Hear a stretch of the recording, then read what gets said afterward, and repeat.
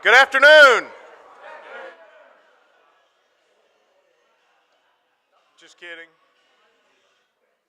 Good afternoon again. I'm Brian Renfro. I'm the president of the National Association of Letter Carriers, and on behalf of our 280,000 members, first I want to welcome you to the Vincent R. Sombrado building and thank you for being here to show your support and solidarity with us. Our union has a 135-year history of fighting for our members. And today we are here to kick off the next chapter in that fight. So first, a question for you. Are you ready to fight? Yeah. I'd say so. Are you ready to fight like hell? Great, because our members, this nation's letter carriers, other postal and federal employees, and all of our brothers and sisters in the labor movement are ready to fight. We are ready to go to war and defend what we rightfully earned and fend off attacks on us. And there's a lot of people right now that are trying to knock us down. Whether in our case it's management over at the Postal Service, ill-intentioned lawmakers on Capitol Hill, criminals that target our members on the streets, or anyone else who tries to attack us and what we've earned, we're ready to fight. So for us, the fight starts with the folks at the Postal Service over at LaFont Plaza. We are in a fight for a better collective bargaining agreement for our members. Yeah. Letter carriers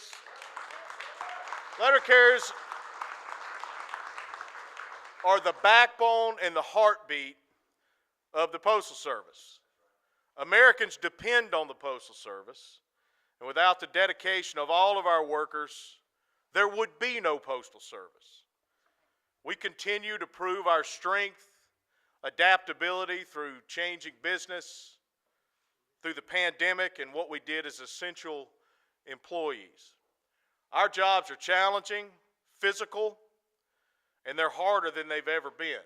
Now, you can't put a price on what letter carriers are worth, but I can tell you we're worth more than what the Postal Service is putting on the bargaining table. So, that's why we're here to demand more. We've earned more and we deserve more. For us, that starts with higher wage increases, a single pay table for all that guarantees 100% cost of living protection regardless of where a letter carrier is in their career, elimination of non-career positions, and transitioning us to an all-career workforce. And every letter carrier should be in uniform from day one and provided the uniforms that we need to do our job safely and comfortably. And lastly,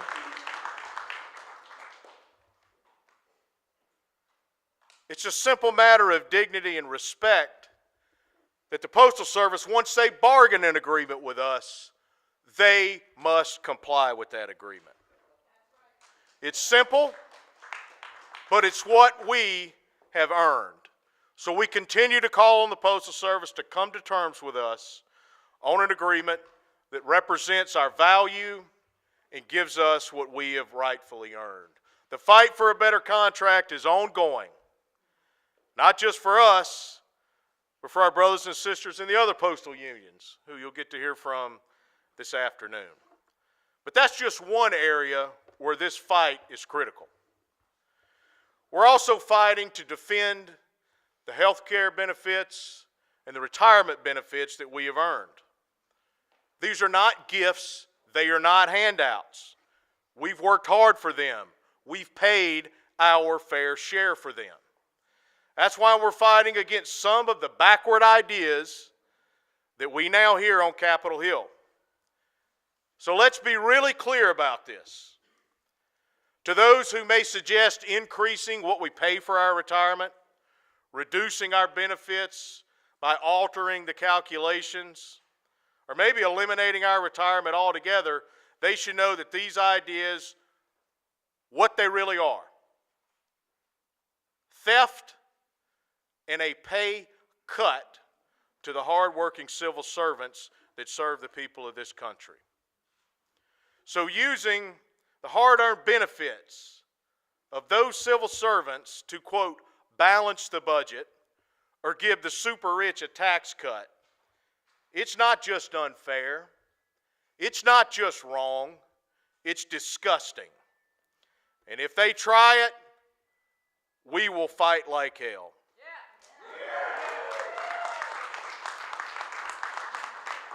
So speaking of misguided and dangerous ideas, it seems like every few years we begin to hear talk of those that think it's a wonderful idea to privatize the Postal Service who we work for. These ideas directly attack letter carriers, other postal employees, the universal service we so proudly provide, and a safe and reliable postal service itself.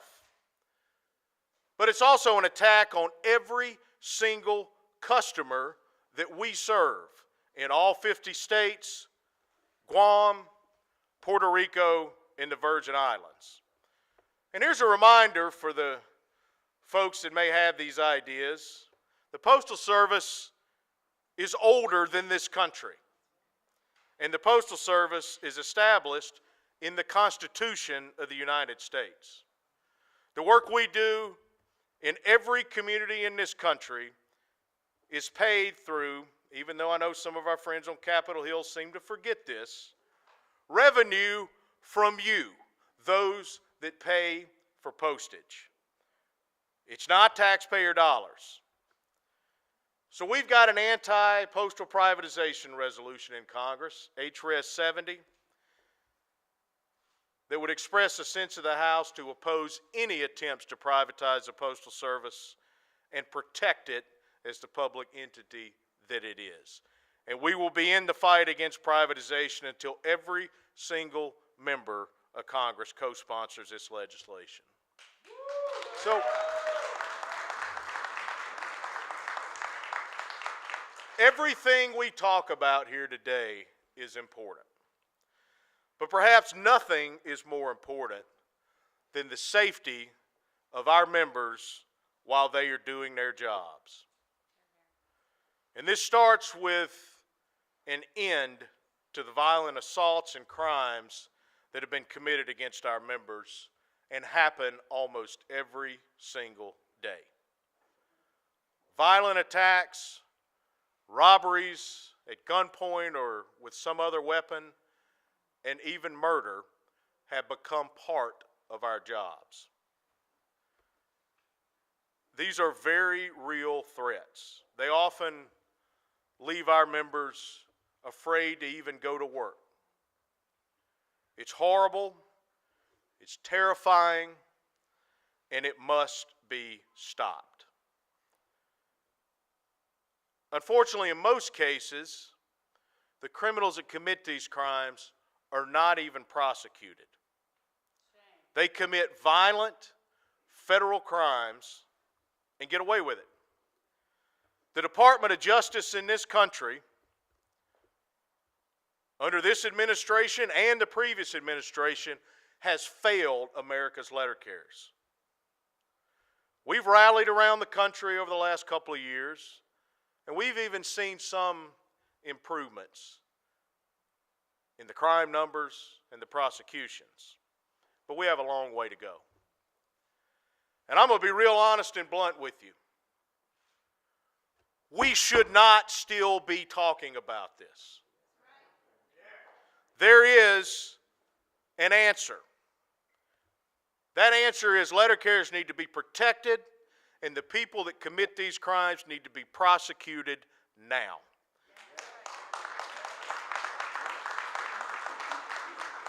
Now, fortunately, a piece of legislation called the Protect Our Letter Carriers Act was reintroduced last week in both the House and the Senate. It's a bipartisan piece of legislation. It will be a big step in the right direction to deter these crimes from happening and making the Department of Justice do its job. But like everything else on Capitol Hill, it's not going to happen without a fight. So today, we call on Congress, every member of the House and Senate, prioritize what's important. The safety of the people that serve the citizens of this country in every state, in every congressional district, pass this bill.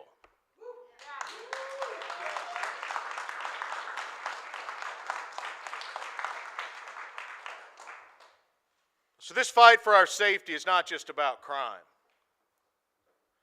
Whether we are in a post office on the workroom floor or driving around in our postal vehicles or walking the streets doing our jobs, we must be safe and protected from all hazards. A major part of this fight is continuing our now dozen-year-plus fight for heat safety for our members that work outdoors and are exposed to the hazards of excessive heat. Last year, we made major strides in a rulemaking process. Former Secretaries of Labor Marty Walsh and Julie Sue, great friends of letter carriers and all workers, did the hard work and created a proposed rule that would put forth a heat safety standard that includes all the factors necessary to mitigate the effects of excessive heat. Currently, with certain executive orders and some apparent attacks on the Department of Labor and OSHA, that rule, along with many others, has been paused indefinitely. Those that are in positions to make decisions regarding this rule in particular need to understand how dire this situation is. Every single year, a record is set for being hotter than the year before. That is fact.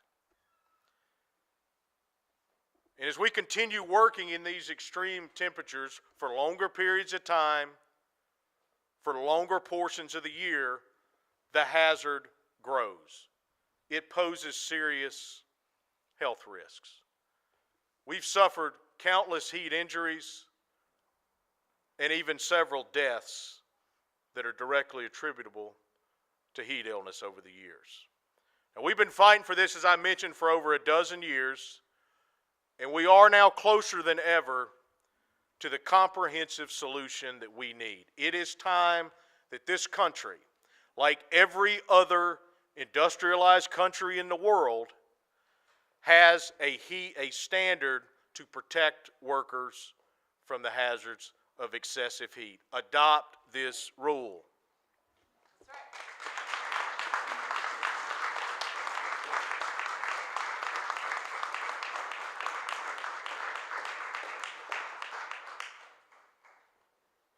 Our fight this year is also about fair retirement. Last year we celebrated, along with a number of our brothers and sisters in the labor movement that represent civil servants, a great victory in finally passing the Social Security Fairness Act. The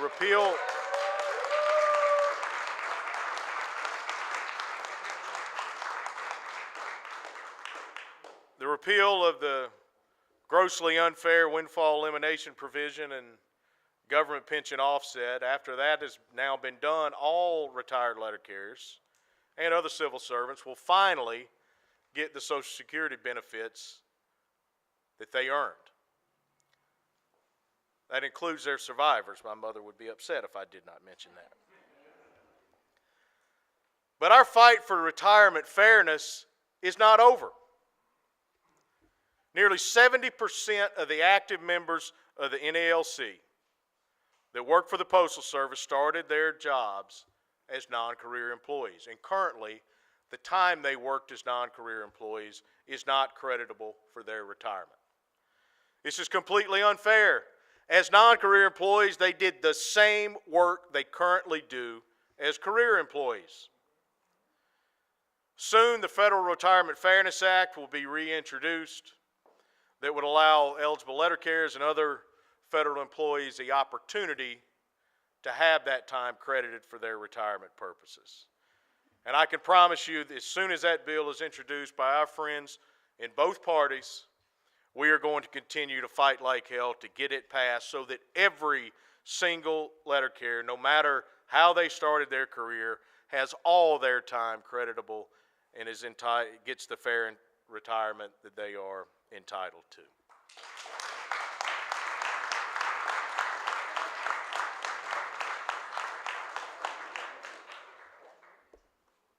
Now, as NALC members all across the country will tell you, I could stand up here and keep going on and on.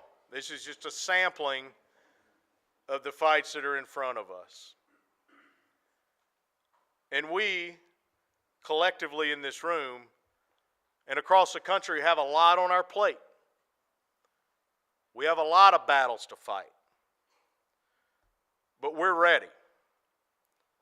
But how do we do it? And I think there's no better way to illustrate how we do it than this. If I just asked myself only, not asking you, just myself, what are we going to do? And I said, fight. But then what if I ask you all, what are we going to do? Fight. Let's do it again. Attaboy. What are we going to do? Fight. Those voices are louder than one voice. The more of us that join in the fight, the more effective we will be. That's how we do it, together. So together, as members of the NALC, together with our brothers and sisters in support and solidarity from our labor family, the people that are picking this fight, I'm not sure they know who they are going to be fighting with, but they will learn very quickly. Because one thing is clear to me today, and one thing's clear to me from the communication that I have with the members of our union, our brothers and sisters from other unions, we are ready. Now is the time. And brothers and sisters, we are privileged today to be joined by the several national officers and national business agents from our union, the NALC. How about a round of applause for them?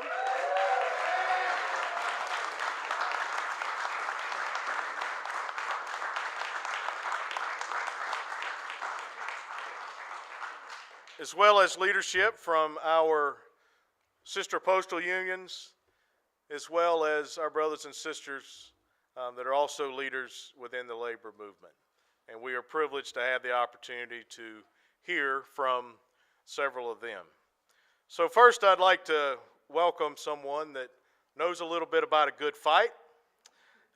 My sister and dear friend, AFL-CIO President Liz Shuler, is the fearless leader of the labor movement in the United States of America. And in this critical time, for so many workers across our country, there's no one to better lead us than Liz. So it's an honor to have her here with us today. President Shuler.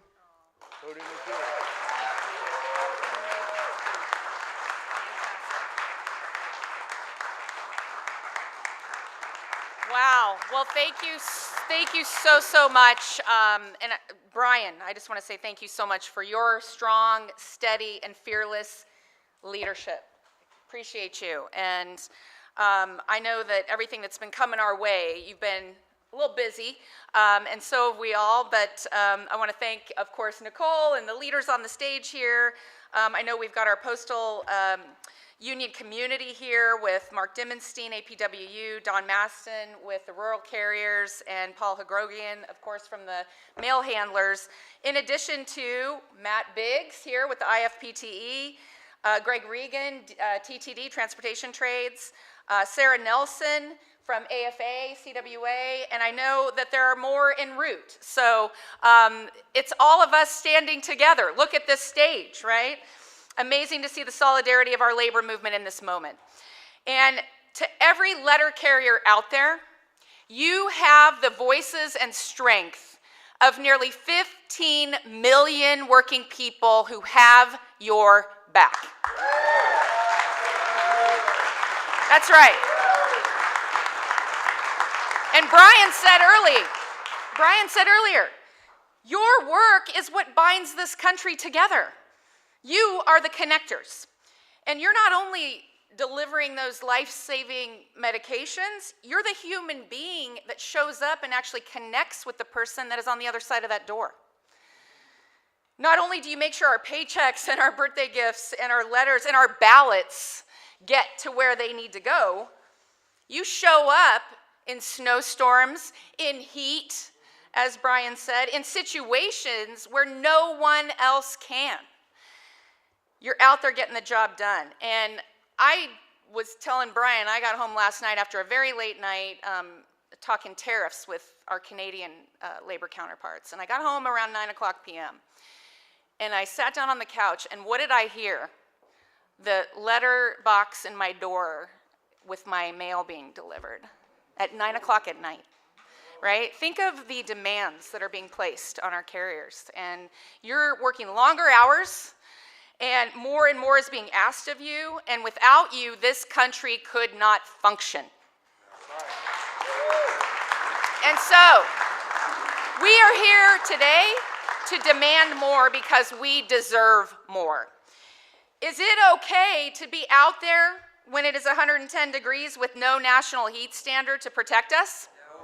No. Is it okay to have lifelong careers and carriers who are struggling to get by, not able to retire with dignity? No, that is not okay. Our letter carriers are getting attacked, harassed, even killed on the job, as Brian said.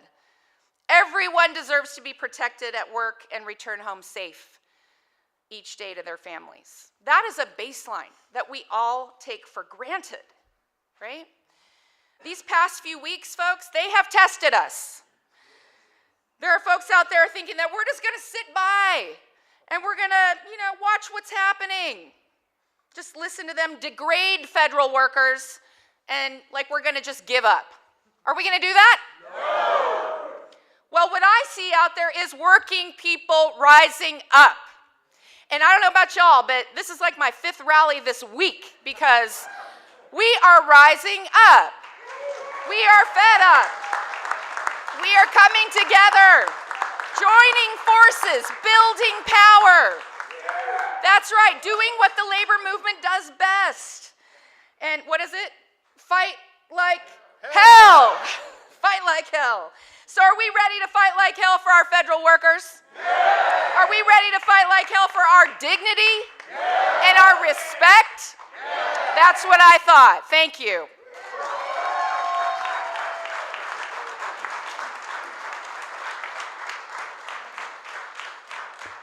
Thank you, Liz. Now it is my privilege to introduce someone who understands this fight, I promise you, because he has been here and fighting it for years now. And I have been, again, privileged to have been alongside him in that fight over the years. His members, who letter carriers work with every single day, face many of the same threats and attacks that we talked about earlier on. It's really a proud thing for me to say on behalf of, I think I can speak on behalf of Mark, Paul, and Don, that our four postal unions have really never been closer or worked together closer than we do right now. So it is my honor to introduce my brother, the president of the American Postal Workers Union, Mark Dimmenstein.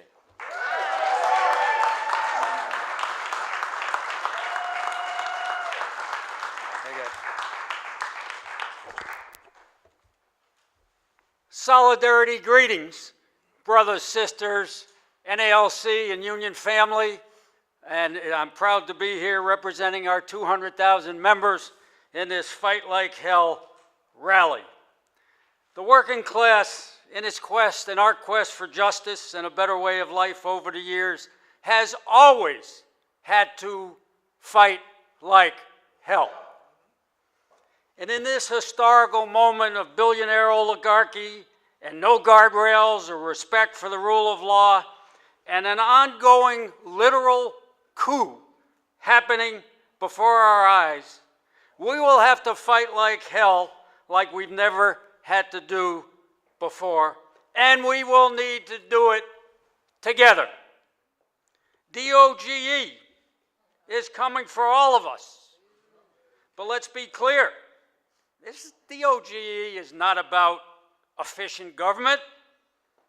It's about how to rip off the public sector and the people, so the Elon Musks of the world, President Musk for that matter, of the world, can shift the work and the profits into the private sector and continue to laugh all the way to the bank. And in these troubling times, we should well remember and think about what I'm going to share with you.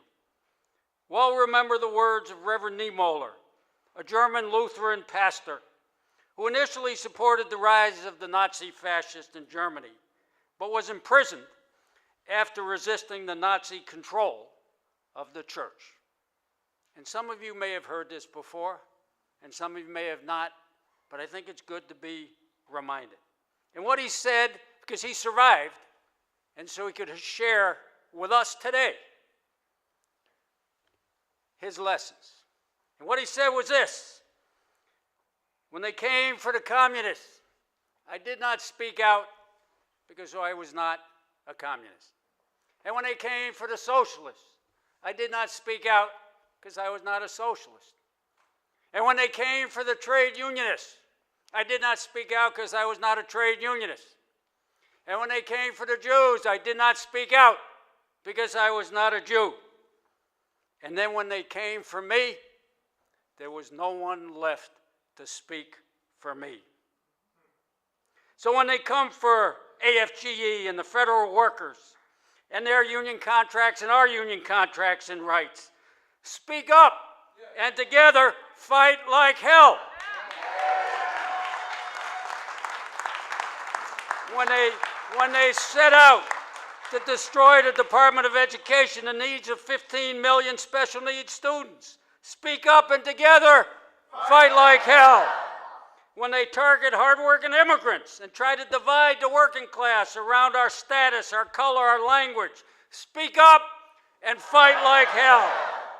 When they talk about ending disaster relief, speak up and fight like hell.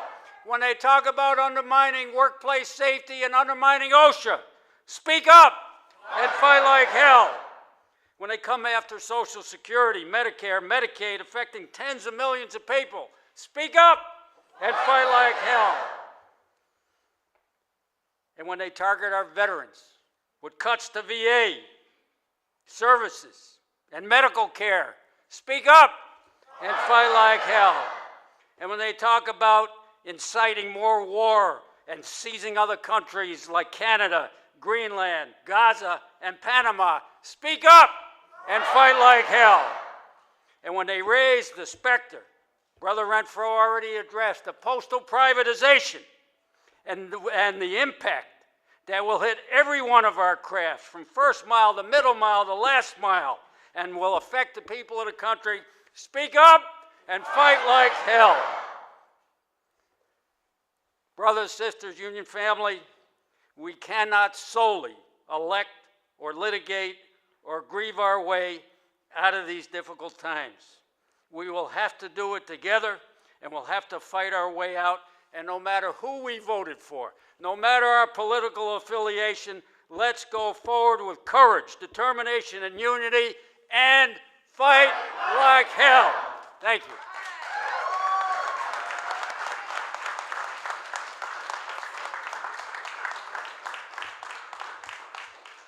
Thank you, Mark. I'd now like to introduce Greg Regan, the president of the Transportation Trades Department at the AFL-CIO, with which NALC is proudly affiliated. He represents members across the transportation sector, so whether it's rail workers, airline crews, engineers, or letter carriers, he's always looking out for union workers who keep our country moving. Greg, thanks for being with us. All right, good afternoon. And I'm so happy to be here and proud to stand with you all at this critical moment. And Brian, you know, the last time I was able to join you at a press conference, it was when you introduced the Protect Our Letter Carriers Act. And it was, you know, the progress that you've made, the leadership that we've shown and that your union has shown at bringing this to people's attention, bringing this to the forefront, shows what we can do, the difference we can make when we stand unified and we fight together for better outcomes. Unfortunately, right now, we're not just facing assaults in the workplace, we're facing an assault on the public sector. We're facing an assault on the essential functions of federal government. The idea of public, when we think of public, you know, you think of public roads, public bridges, public libraries, public parks, public schools, public transportation. All these areas, these are investments that we make as a country, that we have made as a country because it is going to better the lives of the people that live here. And it's not driven behind profit motives. They're not driven by making sure that somebody can skim some off the top or actually, you know, make a little money on the side. These are because we as a country made the decision that this is an essential service for the people who live here. The Postal Service is just that, an essential service for the people who live here.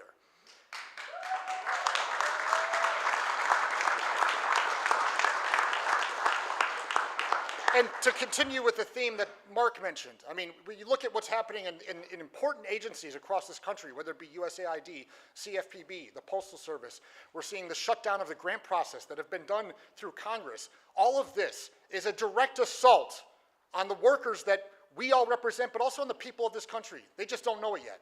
They don't know what the consequences are going to be. They're not going to see what their benefits are taken away when their public services are reduced.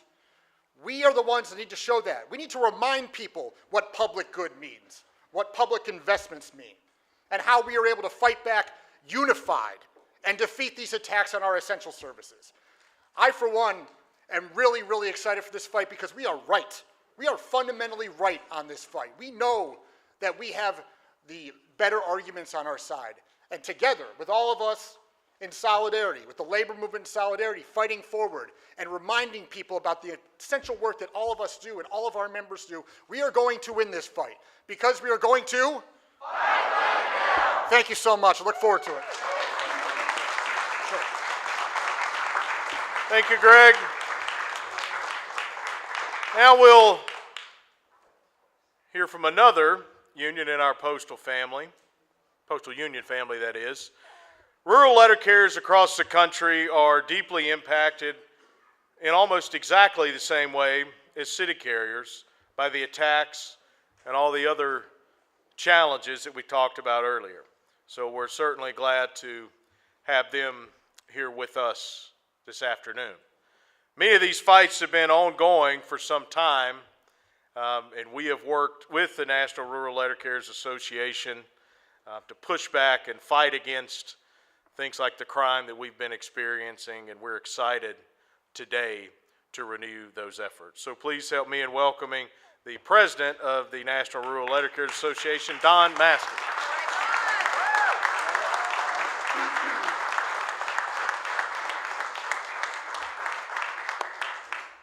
It's a pleasure to be here. I got to say that anytime a sister union asks for a show of solidarity, you can damn well count on the NRLCA to show up, and brother, we are here.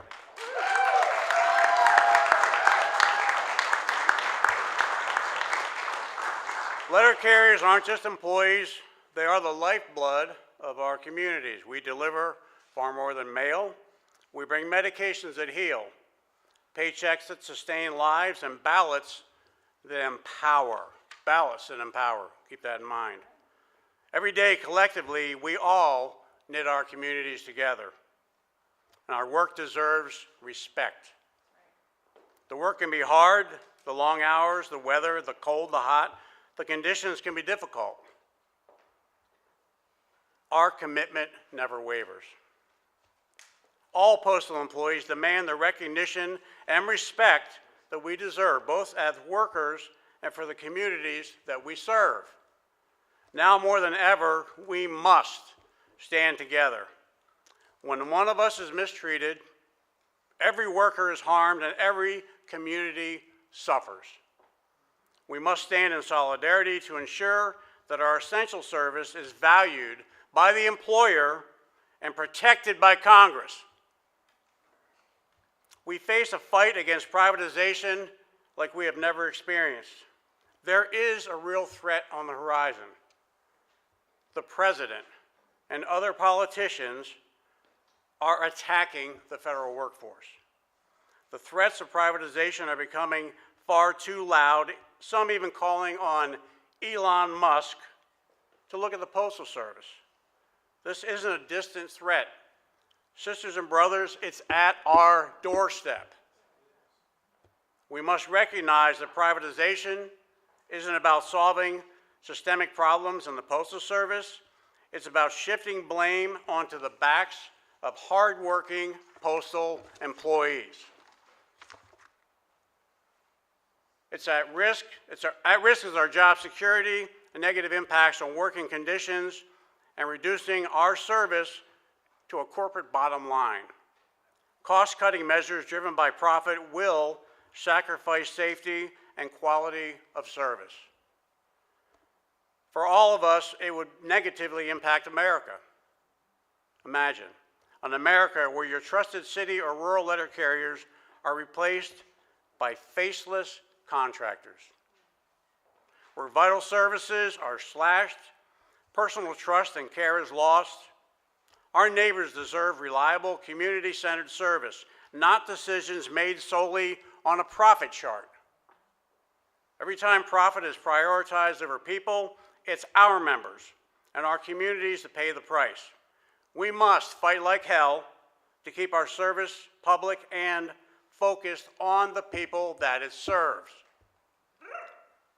We must stand together to fight and pass the POLK Act, Protect Our Letter Carriers Act. We've been in harmony on that issue since last year. The POLK Act is our shield against the rising tide of assaults and theft that target our letter carriers each and every day. There aren't just crimes against workers, there are attacks on the very fabric of our communities. This legislation strengthens penalties for those who assault our carriers, replaces outdated arrow keys, and ensures every letter, package, and ballot is delivered safely. In recent years, theft and assault on letter carriers have spiked at alarming rates. We must stand together. We must demand that our legislators pass the POLK Act. Our safety, the security of our mail, and the trust of our communities depend on it.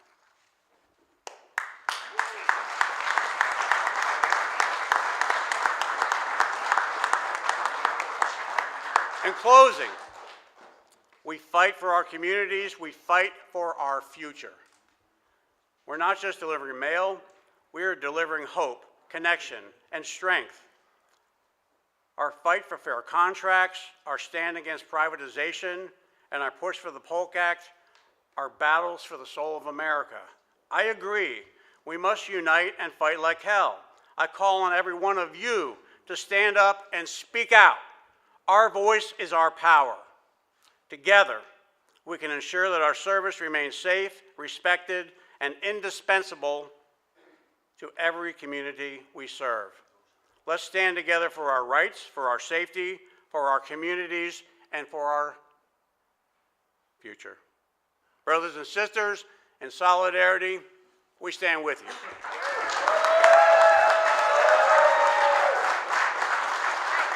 Thank you, Don.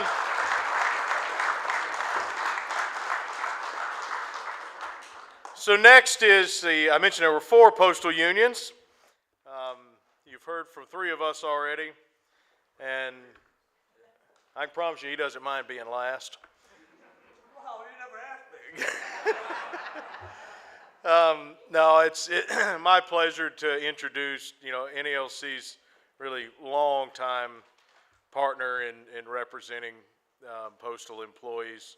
We've been in lockstep with the National Postal Mail Handlers Union on every issue for decades now, and I'm honored to introduce to you my friend and brother, the president of the National Postal Mail Handlers Union, and always entertaining, Brother Paul Hagrogian.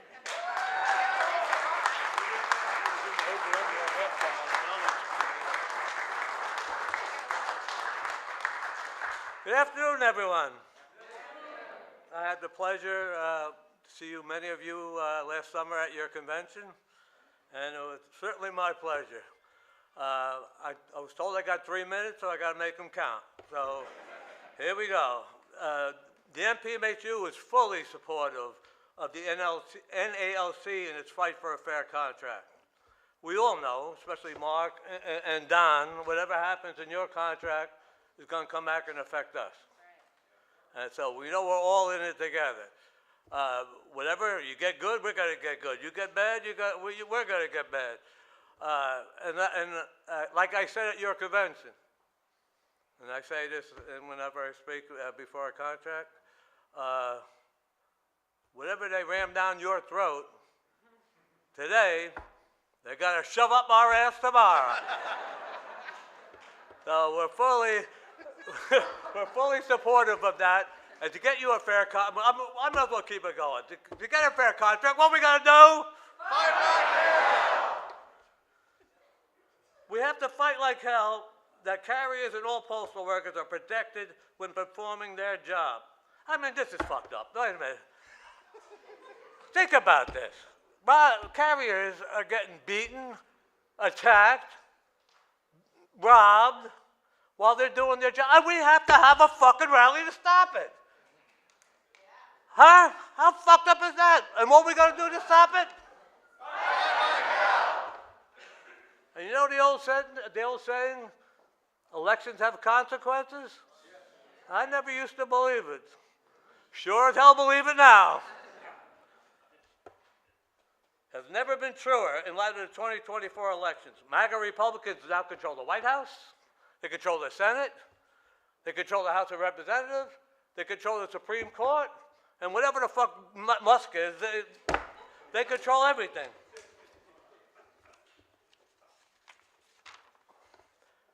So what are they doing to us? How does it affect us, postal workers? Well, they're coming after our pensions. They're coming after our health benefits. They're coming after all our benefits. They're all in danger. Our very jobs, and be honest, and I said this at your convention when I tried to warn my members to vote against Trump. He wants to take your job. And he's carrying out that promise. He wants to take your job. And I put it in a little bit stronger language there. He wants to take your fucking job. And he's doing it. He put it all, there's a blueprint, Project 2025. He put it all, this should not be a surprise to anybody. Anybody who's surprised is not paying attention. So, we must fight like hell to protect our jobs. And not only just postal workers, but all federal workers, teachers, firefighters, airline attendants. We have to all stick together. We can't fight this by ourselves. Carriers can't do it by themselves. Postal workers can't do it by themselves. Federal workers and postal workers, we can't do it. We have to have, we need lids. All in favor. We need lids. We're all in it together. Because it's serious. It's serious. We've been getting trumped. We've been getting doged. And now we're getting musked. Are we just going to take this shit they give us? No! Fuck no! And what are we going to do to stop it? Fight! Thank you.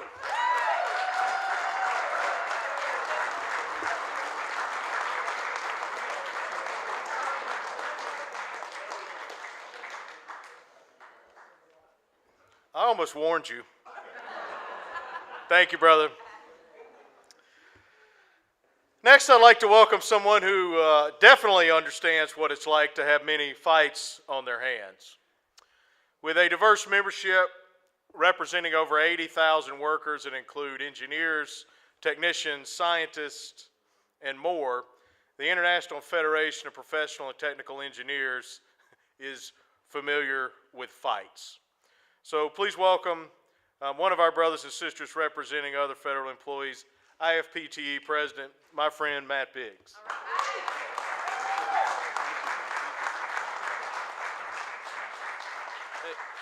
Listen, I'm honored to be here today. I'm honored to be invited here today and stand in solidarity with the letter carriers and all postal workers. IFPTE, we represent 90,000 workers, and a third of our union are federal employees, like Brian just outlined. And all 90,000 stand in solidarity with all of you. If you're walking a picket line, if you're doing a rally, if you need us anywhere, we will show up. We're all across the country. We'll be right there with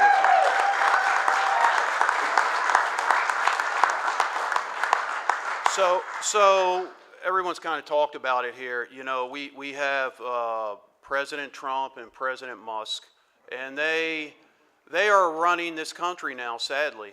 And they're two terrible human beings. I'm just going to say it. They're despicable, they're deplorable, they're shameful. They've got no respect for anybody in this room, and the people around them don't have any respect for federal employees or workers. If you listen to the rhetoric that comes from these idiots, the guy that got confirmed, or OMB, the OMB guy, Voight, he said he wants federal employees to wake up every day and be scared to go to work. The press secretary, she's not more than 25, 30 years old. It's like she's really had a real job in her life. None of them have. And she's saying disgusting and deplorable things about working people. We do our jobs. They don't do their goddamn jobs. So I'll just say this. You know, I think I have like 1 minute left, so I'm just gonna say that, you know, these folks have no shame. They have no conscience. They're coming after us. They don't care about working people. They actually take glee in coming after us and destroying people's lives. But what's even worse to me, really, is this damn Congress up here. It is run by Republicans. They run the whole thing. And as was mentioned earlier, the Supreme Court is MAGA. So we're suing. We're doing all these lawsuits. Some of us are joining us. We're doing all sorts of lawsuits. And we got to hope the courts come in and do the right thing. But the courts are MAGA. The Supreme Court's MAGA. We saw it. But this damn Congress is abdicating its legislative responsibility and handing it over, legislative branch responsibility, handing it over to a couple of billionaires that could care less. That could care less. And it's run by the Republicans, the Republican majority. They can stop it right now in its tracks. And they're doing nothing. That is deplorable. That's deplorable. So when we fight like hell, let's fight like hell and make these Republicans accountable, every single one of them that are voting for these nominees, and particularly the leadership. They don't care about us. They're looking the other way, and quite frankly, they're very unpatriotic because they're selling the country down the hole. So thank you, brothers and sisters.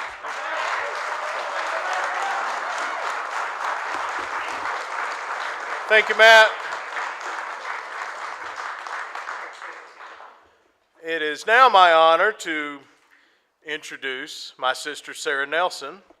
Sarah is the president of the Association of Flight Attendants. I know all of you saw the just unspeakable tragedy that happened near Reagan National Airport just a couple of weeks ago, and in the just horrific events of that night and everything that's happened since then. Since Sister Nelson, once again, has been a steadfast, strong, fearless leader in a difficult time of mourning. So a lot of our members are familiar with her. She's joined us before, and we are certainly pleased and honored to have us here to stand in solidarity with us again today. So please welcome my sister and yours, Sarah Nelson.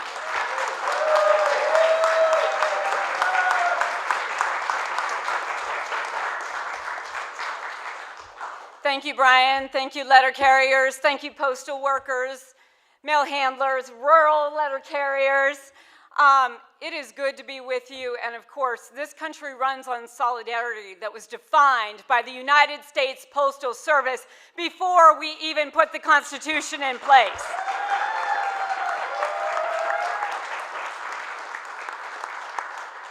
And I want to thank you for recognizing the hardship over the past couple weeks with the loss of our members with PSA, American Airlines PSA Flight 5342. I can't help but think about that as you're talking about what you're dealing with at the table and the efforts by management everywhere to try to shift costs to workers, to try to have workers pay for uniforms. So let me tell you something. Denasia, elder, who will be buried on Saturday in her home in Charlotte, did not have a uniform left at home for her family when they wanted to bury her in that uniform because she was a new flight attendant who could only afford to buy the minimal number of uniform pieces. Now, we got that uniform for her from the company, so, all right. But the point is, these are not uniforms. These are human beings in these uniforms doing the job to move this country, to bring us together, to get us our medicines, to connect our communities, to feel like I've got a port in a storm when I go to somewhere I don't even know, but there's a Postal Service office there, and I can relate to that and feel in solidarity with all of you.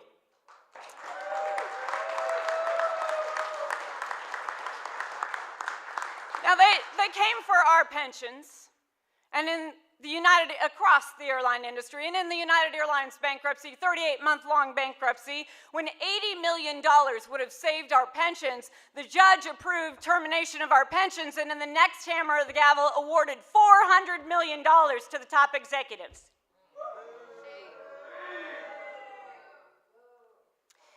What if you bought an airline ticket and you were thinking ahead and you want to buy it early and plan for those costs that you need to take your family on that vacation that you have promised them because you've been working your ass off so hard with overtime, you're not there at home with them, and you plan for that, and after you buy that airline ticket, the price goes up because there's less capacity and more demand for that travel, and the airline comes back to you and says, you're going to need to pay the difference between what you paid and what that airline ticket is worth now. That's what they're trying to do with your pensions and your health care. I say, fuck no.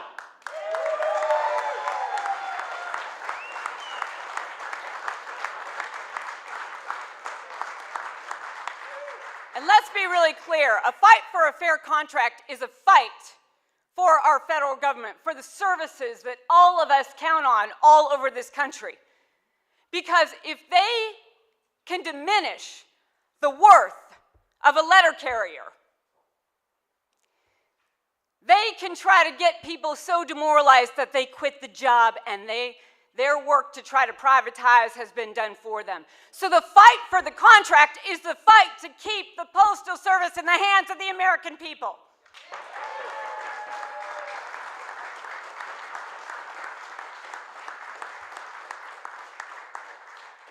Flight attendants offer our complete and total solidarity with you in this fight. We know that your fight is our fight.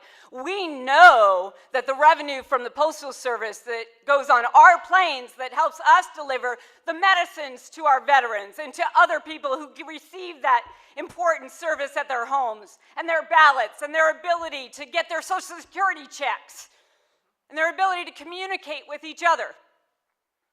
This is what brings us together. And I can't do my job if you can't do your job. And so we're here with you every single day to say that your fight for fairness is a fight to protect our civil liberties across this entire country. And that every single person who participates, no matter what they look like, no matter where they came from, no matter where they worship, no matter who they love, is just as important to keep our country moving. We are united. And it is we who plowed the prairies, built the cities where they trade, dug the mines and built the workshops, endless miles of railroad laid. Now we stand outcast and starving midst the wonders we have made, but the union makes us strong. Solidarity forever, solidarity forever. Solidarity forever, for the union makes us strong.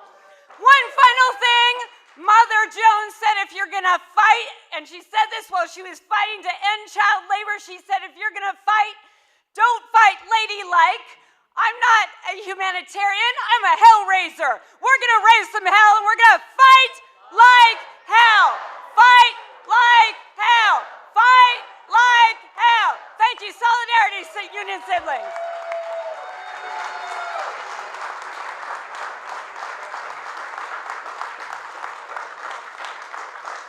Thank you, Sister Nelson. I am not singing. I want to just thank you all once again for being here today. Thank you to all of our speakers. Thank you to all the officers of the NALC that have joined us. And thank you to all of you.